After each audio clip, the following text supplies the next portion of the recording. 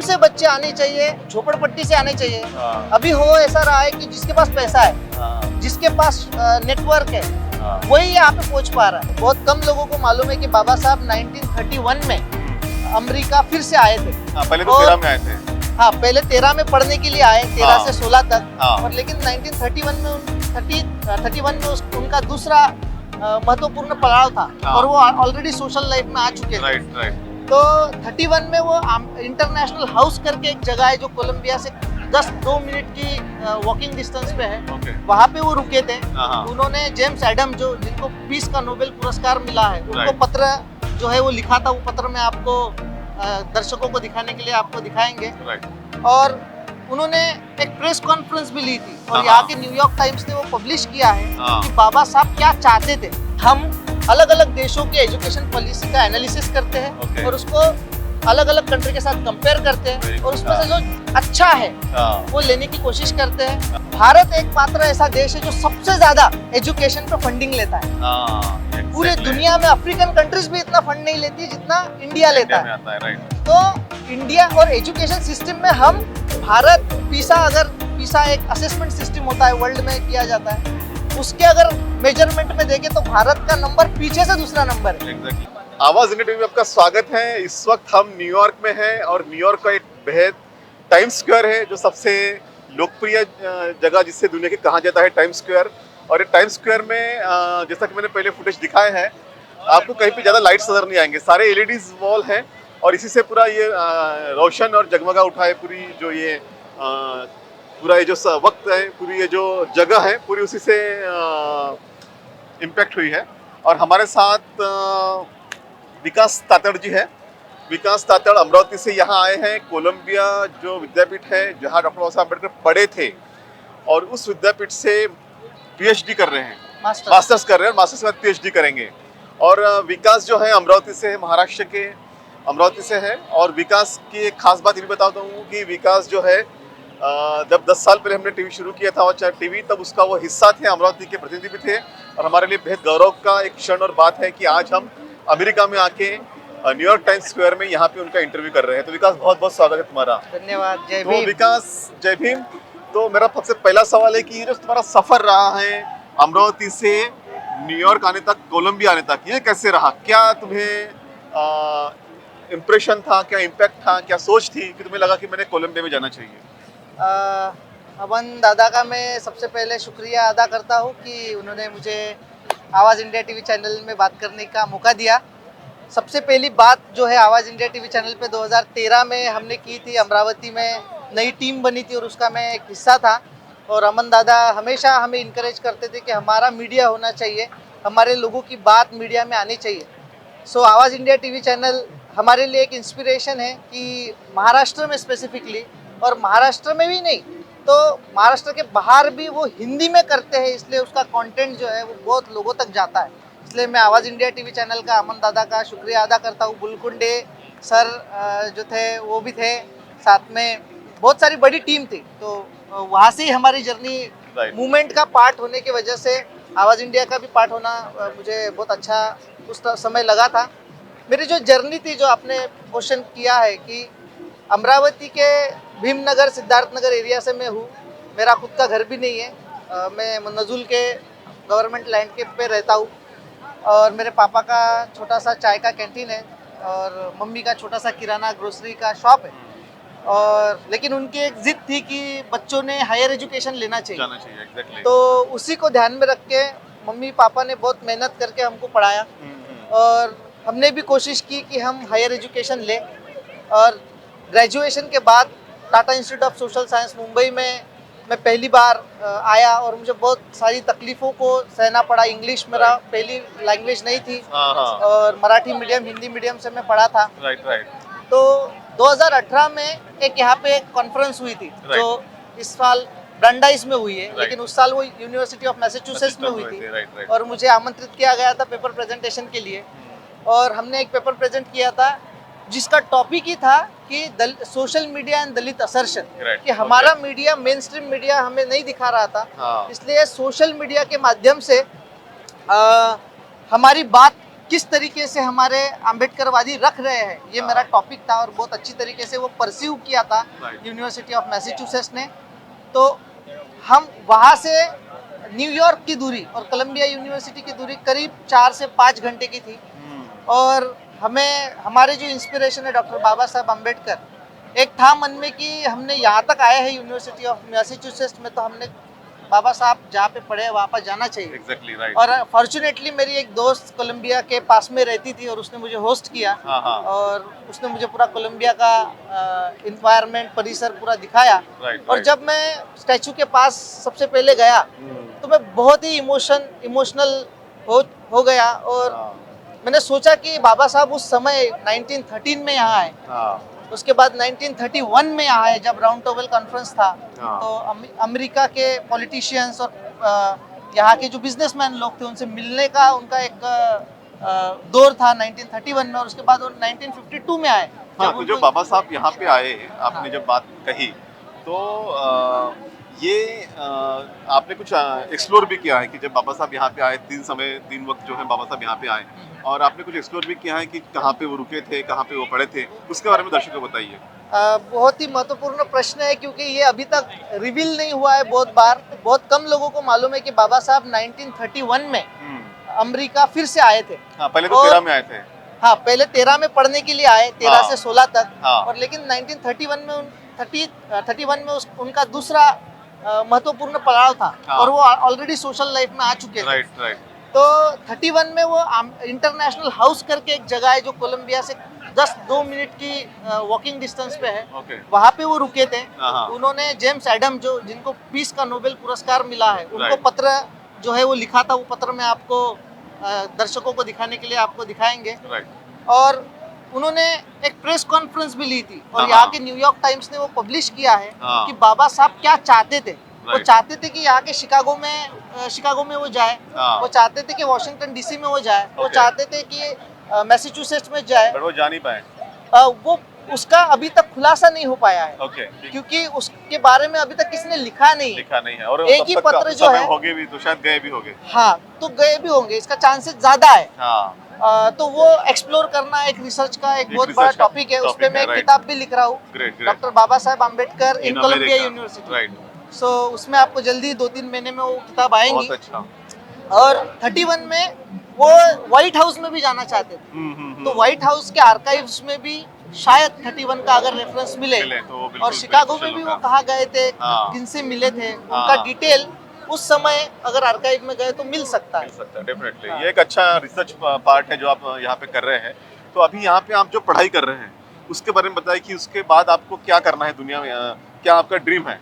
Yes, तो मैंने जैसे कहा कि मैं 18 में आया और मैं यहाँ पे इमोशनल हो गया। और तभी मैंने डिसाइड किया था अगर मुझे आगे पढ़ना है तो मुझे कोलंबिया यूनिवर्सिटी में ही पढ़ना है। तो 2018 से लेके मैं प्रिपरेशन में था, तो 2022 को मेरा जो है सिलेक्शन हुआ। तो वो बहुत बड़ी जर्नी रही है। और मेरा जो कोर्स है, मेरा 3 साल का एक्सपीरियंस एजुकेशन में एज अ एसोसिएट असेसर रहा है, जिसमें मैं स्कूल इवैल्यूएशन करता था।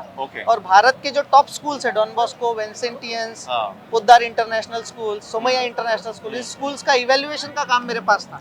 और उसमें से मुझे एक इंटरेस्ट आया कि ये जो पॉलिसी है, एजुकेशन पॉलिसी किस तरीके से बनती है।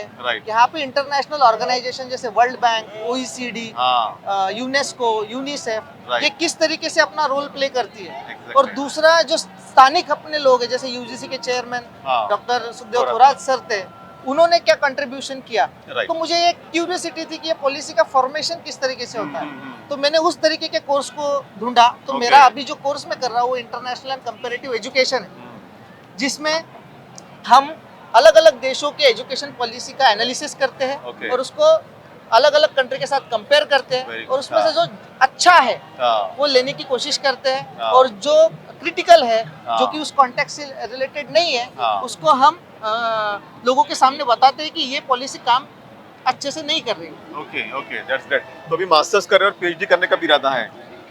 बिल्कुल इरादा है, क्योंकि बाबा साहब की प्रेरणा है। तो कोशिश तो मेरी ये है कि 100% कोलंबिया यूनिवर्सिटी में ही करूं। क्योंकि वो मुझे प्रेरणा स्रोत देता है। हाँ बाकी यूनिवर्सिटी से भी मुझे ऑफर है, हाँ हाँ हाँ यूमास से भी ऑफर है, और अलग अलग यूनिवर्सिटी ने मुझे प्रोफेसर्स ने कहा है कि आप हमारे साथ काम कीजिए। Very good, हाँ। पर कोलंबिया के साथ एक अलग रिलेशन bonding है, yes। अलग बॉन्डिंग है। तो मैं हाँ। चाहता हूँ कि मेरा पीएचडी का काम कोलंबिया में ही हो, भले Right। 1-2 साल टाइम लगे चलेगा, लेकिन यहीं पर पे कोलंबिया करना में है। तो पीएचडी करने के बाद में क्या सोचते हो, क्या करना चाहते हो, फिर आगे बढ़ना है, कैसे आगे बढ़ना यस, चाहते वेरी हो? Good question. इसके बारे में मैं अभी भी थोड़ा सा डाउटफुल हूँ, हाँ। लेकिन मैं चाहता हूँ कि इंडिया की जो नई एजुकेशन पॉलिसी बनी है राइट उसमें कास्ट का फैक्टर अगर हम देखें, मैंने इवेल्युएशन में जब मैं भारत पूरा घुमा और हाँ। स्कूल्स में देखा तो वहाँ पे कास्ट बहुत बड़ा फैक्टर है। हाँ हाँ और सबसे इम्पोर्टेंट है कि वहाँ के जो टीचर्स है और वहाँ का जो मैनेजमेंट है उनको ही पता नहीं कि how to handle caste Right। In classroom.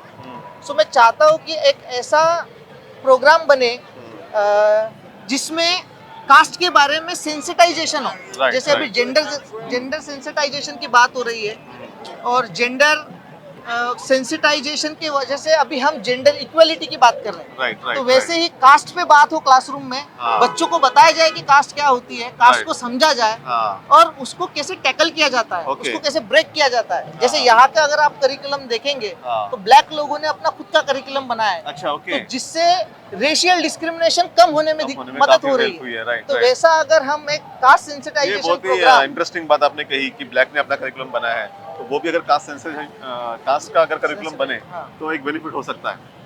Okay carry on.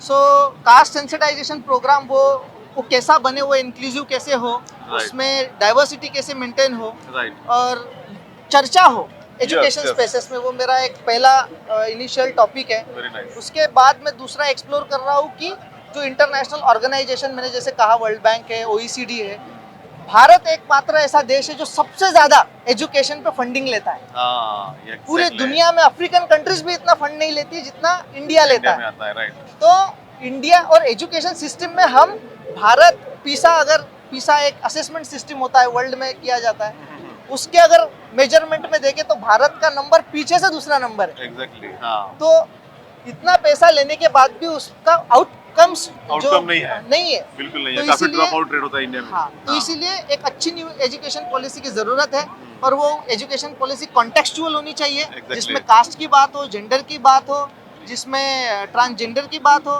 जिसमें इंक्लूजन और इक्वलिटी कैसे हम इस्टेब्लिश कर सकते हैं उसकी बात हो, और बिल्कुल, एक क्वालिटी एजुकेशन, क्योंकि अभी भी हमारा ट्रेडिशनल एजुकेशन सिस्टम पे ही भर हाँ, है, traditional पे रट्टा मारू ज्यादा है। सिस्टम है, हाँ एग्जैक्टली यहाँ पे ऐसा नहीं है। इवन तो हमारे एजुकेशन जो एजुकेशन पॉलिसी है उसमें पंचायत कैसे बनाना ये भी सिखा रहे हैं, तो बिल्कुल। इसकी जरूरत नहीं है, और ये बातें वहाँ पे हो रही है जो बहुत जिसके बारे में काफी क्रिटिसिज्म भी हुआ है इस एजुकेशन पॉलिसी का। ये आपने बहुत अच्छी बात कही। मैं आपको और एक बात आपसे जानना चाहूँगा कि एजुकेशन पे आप इतना जो जोर दे रहे हैं, तो ये जो विशेषता जो कास्ट का जो फैक्टर है जो हम बात करते हैं, जो विशेषता शेड्यूल कास्ट के लोगों ने एजुकेशन पे बहुत ज़्यादा अपना भर दिया, उस पर बहुत ज़्यादा अपना इन्वेस्टमेंट किया, इसलिए आज आप जैसे बच्चे कोलंबिया में आ रहे हैं या फिर कई ऐसे यहाँ के विश्वविद्यालय जहाँ पे हमारे बच्चे आ रहे हैं, तो आपको क्या लगता है एजुकेशन का कितना रोल हमारे मूवमेंट में, हमारे आंदोलन में है? मैं तो मूवमेंट इक्विवेलेंट टू एजुकेशन ऐसा ही देखता हूँ राइट कि अगर हम एजुकेशन ले हाँ तभी हम आगे बढ़ सकते हैं, और इसका बहुत अच्छा उदाहरण यहाँ के महाराष्ट्र के बुद्धिस्ट हाँ और भारत के आम्बेडकराइट, राइट जिन जिन लोगों ने बाबा साहब को फॉलो किया है हाँ। और आम्बेडकरी विचारधारा को समझा है, वो सबसे पहले बाबा साहब का जो दिया हुआ संदेश है, एजुकेट, एजिटेट एंड ऑर्गेनाइज, हाँ हाँ हाँ जब तक आपके पास शिक्षा नहीं है तब तक आप आगे की जो सीढ़ियां है बाबा साहब ने जो इन्विजन की है, प्रबुद्ध भारत का सपना रखा है, वो नहीं कर सकते, मुझे ऐसा लगता है पर्सनली। बिल्कुल इसलिए अभी जो स्टैटिस्टिक्स ब्रांडाइज यूनिवर्सिटी में जस्टिस चंद्रचूड़ सर ने भी, चीफ जस्टिस ने रखा है कि उन्होंने स्टैटिस्टिक्स रखा कि हमारे लोग एम्प्लॉयमेंट में है, बिल्कुल, हाँ। हमारे लोग अभी सेक्रेटरीज में भी उसका परसेंटेज हाँ, बढ़ रहा है, थोड़ा थोड़ा but if you see the education right now, एक तबका बढ़ रहा है, हाँ। और वही आप स्लम में देखिए बिल्कुल वहाँ तो पे उसमें अभी भी लोग एजुकेशन नहीं ले रहे, नहीं ले रहे, ड्रॉप आउट ज्यादा है स्लम में विशेषता बहुत ज्यादा है, हाँ। बहुत ज्यादा है। तो इस पे हमारे आम्बेडकरवादी जो पढ़े लिखे हैं उनकी ये जिम्मेदारी है कि उनको पढ़ाए। अभी मैं अमरावती में एक छोटी सी स्कूल चला रहा हूँ, हाँ हाँ जो हाँ इंटरनेशनल स्कूल है, पीपल्स इंटरनेशनल स्कूल, ओके जिसके माध्यम से वहाँ के स्लम के बच्चों को फ्री ऑफ कॉस्ट बहुत इंग्लिश अच्छा। पढ़ाया जाए। Very उसकी good। टैगलाइन ये है कि भीमनगर टू कोलंबिया यूनिवर्सिटी। क्या बात है, बहुत अच्छा टैगलाइन तो दिया स्लम है। से बच्चे आने चाहिए, झोपड़पट्टी से आने चाहिए। हाँ, अभी हो ऐसा रहा है कि जिसके पास पैसा है, हाँ, जिसके पास नेटवर्क है, हाँ, वही यहाँ पे पहुंच पा रहा है। यस यस और गवर्नमेंट की स्कीम्स है, हाँ, यस, छत्रपति शाहू महाराज की महाराष्ट्र गवर्नमेंट की स्कीम है, जिससे 75 विद्यार्थी हर साल वो भेजते हैं। हाँ, उसमें आप देखेंगे तो ब्यूरोक्रेटिक के बच्चे कितने हैं देखिए, अच्छा, यानी उसमें पैसे वालों के बच्चे कितने हैं कितने देखिए, देखा है, जो जिनाइन बच्चे हैं उनको बेनिफिट नहीं मिल रहा है जो उसका। स्लम के बच्चे जिनकी जिसको जिनको जरूरत ज्यादा है, जरूरत है उनको उनके पास ये स्कीम पहुंच ही नहीं रही। पहुंच नहीं रही है, तो बिल्कुल। इसलिए इस स्कीम को और अच्छे से एक्सपांड करना चाहिए, अवेयरनेस उसका बढ़ाना चाहिए। वैसे ही स्कीम सेंट्रल गवर्नमेंट की है, उस पर भी काम करना चाहिए। और मुझे लगता है मेरी खुद की जिम्मेदारी है कि मैं भी वो काम करूं। पहले कोलंबिया में 6 से 7 बच्चे आते थे, हाँ, आज 10-12 बच्चे आ रहे हैं। बहुत अच्छा। हम उसका एक्सप्लोरेशन कर रहे हैं, हाँ, हम उनको गाइडेंस कर रहे हैं, स्लम में जाके उनके सेशंस ले रहे हैं, गांव में जाके सेशंस ले रहे हैं, और उनको स्टार्ट टू एंड तक Yes. उनका वो यहाँ तक कैसे आएंगे उसकी हम कोशिश कर रहे हैं। तो अभी मैं आपसे अंतिम सवाल की तरफ जाऊंगा कि जो आपने कास्ट की बात कही, भारत में तो कास्ट डिस्ट्रीब्यूशन काफ़ी है, आप यूएस में रहते हैं, काफ़ी सालों से आप यूएस में हैं, पढ़ाई कर रहे हैं, फिर से आपका पीएचडी करने का भी इरादा है। तो ये जो डाइवर्सिटी आप देखते हैं यूएस में, विशेषता आप जिस कोलंबिया में पढ़ते हैं, मैंने जब भी बातचीत हो रही थी तो पता चला कि लगभग 100 से अधिक देशों के बच्चे यहाँ पढ़ते हैं। राइट। तो ये जो डाइवर्सिटी है, जो एक्सेप्टेंस का माहौल है, ये आपको कैसे लगता है कि इतने बड़े देश से क्या आपको सीखने को मिलता है? देखिए कि शिक्षा जो है वो सीखना, इसको इंग्लिश में लर्निंग एंड अनलर्निंग, ये हाँ। दोनों बातें इसमें होती है।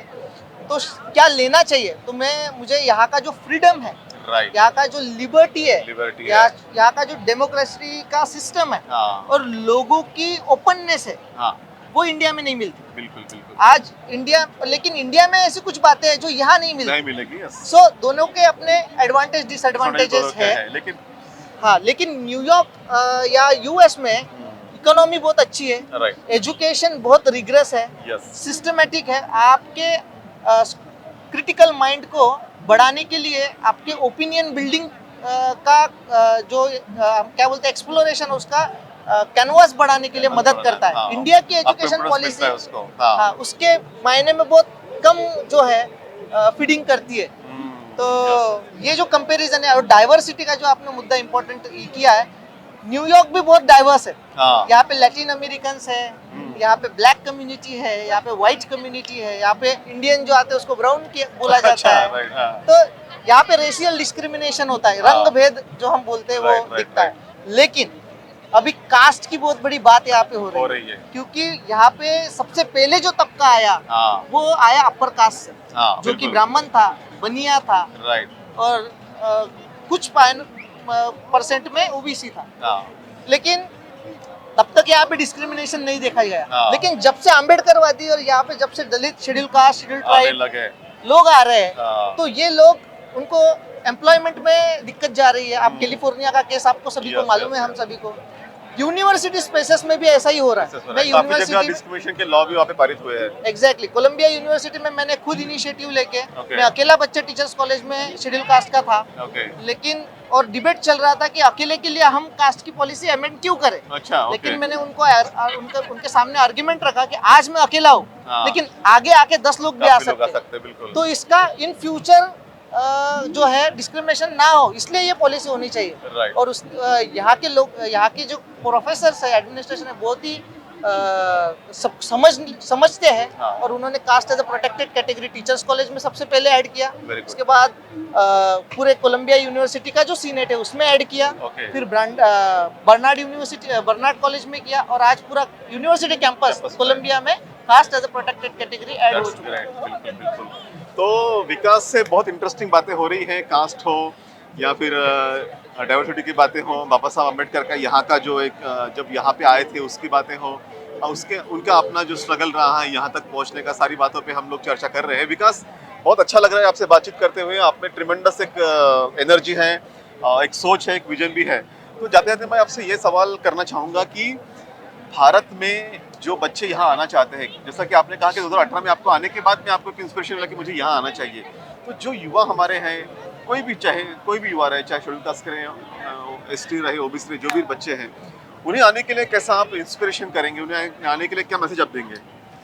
बहुत अच्छा। और मेरे ये दिल की बात जो मैं कहना चाहता था कि मैंने जैसे पहले भी कहा कि यहाँ पे जो बच्चे आ रहे हैं वो बहुत ही एलीट बैकग्राउंड से आ रहे हैं और जिनको ग्राउंड का रियलिटी बहुत कम पता है। इसीलिए जो ओबीसी है, शेड्यूल कास्ट है, शेड्यूल ट्राइब है, जो गांव में रहते हैं, स्लम्स में रहते हैं, जिनके पास पैसे की कमतरता है, जिसके पास अपॉर्चुनिटीज कम है, तो उनको मैं बताना चाहता हूँ कि डॉक्टर बाबा साहब आम्बेडकर ने आपके फाइनेंशियल कंडीशंस की पूरी व्यवस्था की है।